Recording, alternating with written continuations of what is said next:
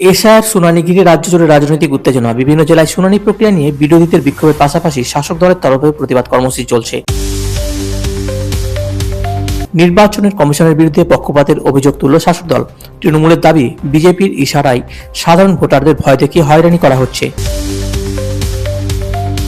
মালদায় এশার শুনানি নিয়ে প্রশাসনিক দপ্তরে ভিড়। শুনানি নোটিশ পেয়ে সকাল থেকে বিডি অফিসে লম্বা লাইন দেখা যাচ্ছে। মালদা মেডিকেল কলেজে বকেয়া বেতনের দাবিতে কর্মবিরতি। চুক্তিভিত্তিক স্থায়ী কর্মীদের আন্দোলনের চরম ভোগান্তিতে পড়েন রোগী ও তাদের পরিজনরা। বিধানসভা নির্বাচনের আগে মালদায় উদ্ধার বিপুল পরিমাণ অস্ত্র। পুলিশের অভিযানে পাইপগান, 7mm পিস্তল ও কার্তুজ উদ্ধার করে দুজনকে গ্রেপ্তার করা হয়েছে। কলকাতার বিদ্যাসাগর সেতুতে উন্নত মোবাইল নেটওয়ার্ক পরিষেবা চালু। নতুন পরিষেবায় সেতুতে যাতায়াতকারীরা আরও নিরাপত্তাজন্য নেটওয়ার্ক সুবিধা পাবেন। রাজ্যে শীতের দাপট কিছুটা কমলেও ভোরে কুয়াশার প্রভাব থাকছে।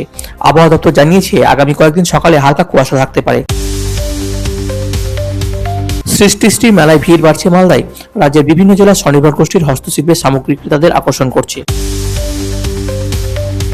পুরাতন মালদার শ্রমিক সংগঠনের বিক্ষোভ কর্মসূচি। কেন্দ্রীয় সরকারের বিরোধী শ্রমিকদের হয়রানির অভিযোগ তুলে এই আন্দোলন করা হয়।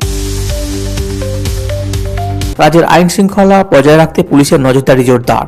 সংবেদনশীল এলাকায় অতিরিক্ত পুলিশ মোতায়েন করা হয়েছে বলে প্রশাসন সূত্রে জানা গেছে।